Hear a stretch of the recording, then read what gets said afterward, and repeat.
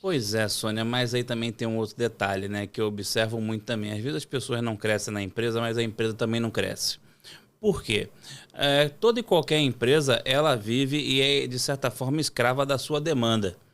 E se o público que consome naquela empresa decai a cada dia que passa, não valoriza mais certos tipos de produto ou de serviço, aquilo ali passou a ser facilmente fraudado do lado de fora nos mercados paralelos que a gente sabe que existem. Como que a empresa vai investir? Como que a empresa, até para se manter, se torna muito mais difícil. E a gente não precisa ir muito longe, né? Disparou o número de recuperação judicial esse ano, tá uma coisa absurda. Então, hoje, só do fato da empresa existir em si, já é um milagre, muitas vezes. Embora não se fale isso, né? Por que que a grande mídia tem perdido tanto espaço para os podcasts e para a internet? Porque a grande mídia se recusa a falar da vida como ela é. Tá falando a de realidade, bolha. né? Exatamente. E a gente que está aqui ouvindo, a gente que está aqui convivendo. Para você ter uma ideia, você pode assistir jornal durante o mês inteiro, até o ano inteiro. Eu não assisti nenhuma reportagem falando sobre as barricadas do Rio de Janeiro. Imagine sobre recuperação judicial. Ninguém fala sobre isso. A grande mídia, ela trata certos temas como proibidos. E a gente precisa discutir, senão o problema não Só se esvai, ele cresce. só vai crescer. E assim, a gente repara isso muito na sociedade. Então, é complicado. Como que você vai esperar que as empresas cresçam para que as pessoas possam crescer dentro das empresas se a sociedade não para de decair? Como que a gente poderia enxergar um flanco de crescimento em um ambiente de caos? Olha, hoje em dia você percebe muito o reflexo disso que você está falando com a demanda para o empreendedorismo, né? Você vê que nos últimos anos, cada vez mais o empreendedorismo cresce, muitas vezes pela deficiência que às vezes o colaborador não encontra de crescimento na empresa, né? Até as grandes instituições financeiras, como bancos, né, lugares de empréstimo, começaram a criar produtos diferenciados para atender à mão de obra do pequeno produtor, né, que antes você precisava de um determinado valor para abrir uma conta, para fazer um empréstimo, para fazer alguma coisa que hoje você já tem tudo mais reduzido e mais ajustado para esse pequeno empreendedor, para a economia informal, para as pessoas que estão buscando, de alguma forma, fazer coisas diferenciadas por não encontrar, muitas vezes, condição nesse mercado de trabalho CLT, né, como a gente chama. As empresas, principalmente da pandemia para cá, eu observei muito isso nos atendimentos que eu faço, criaram muitos modos diferenciados de atuação por necessidade, né? Os deliveries, as situações de você não ter mais como se deslocar para fazer grandes reuniões. Hoje em dia você faz tudo online, você tem muitos atendimentos online. Você pode falar com o mundo inteiro através de uma conversa pela internet.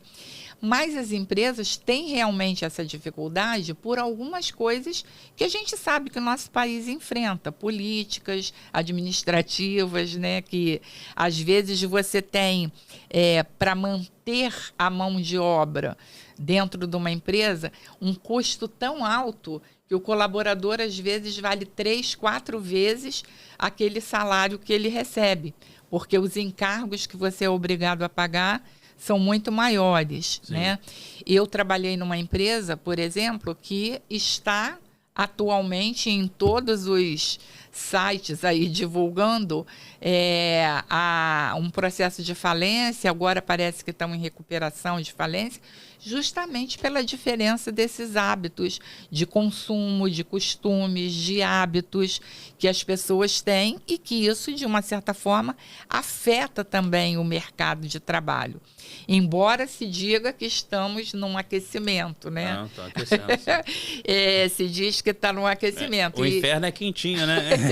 E esse aquecimento, a gente, eu, pelo menos, na parte de atendimento de mão de obra, tenho muita queixa, mas a orientação é que você desenvolva capacidades de fazer buscas diferenciadas, fazer coisas.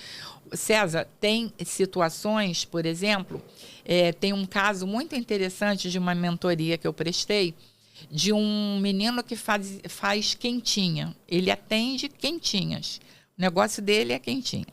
Aí você imagina o seguinte, o cara faz quentinha, quanto será que ele ganha? Esse cara tem um diferencial no mercado em que ele atua, vamos dizer assim. Todo mundo consegue pedir quentinha de segunda a sexta para o almoço, né? Mas normalmente você não encontra muitos lugares fora do iFood, né, ou assim locais para janta ou nos finais de semana. O diferencial dele é que ele atende almoço e jantar 7 dias da semana, quase que em todos os horários. Então, quando você não acha em nenhum lugar, ele tem para atender.